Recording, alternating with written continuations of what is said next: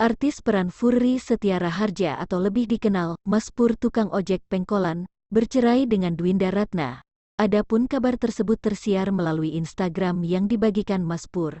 Dia memasang foto bersama Dwinda Ratna dan menulis sebuah keterangan yang mengisyaratkan perpisahan. Dalam unggahannya itu, Furry mengumumkan bahwa ia telah berpisah dengan sang istri, Dwinda Ratna.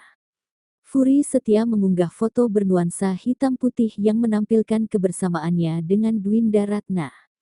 Keduanya berpose membelakangi kamera. Scroll untuk tahu cerita lengkapnya, yuk. Melalui caption yang ditulis dalam unggahannya, Furry menyampaikan kabar mengenai perpisahannya itu. Ia mengucapkan terima kasih kepada Dwinda. Furry merasa ini tidak mudah, ia harus rela meninggalkan kenangan indah bersama. Perpisahan ini tidak lantas membuat hubungan antara Dwinda Ratna dan Furry Setia jadi tidak baik. Kendati gagal sebagai pasangan suami istri, mereka tetap tidak akan gagal sebagai sahabat. Kami berdua juga sudah berdamai dengan keadaan, dan insya Allah tetap menjaga silaturahmi, tuturnya lebih lanjut.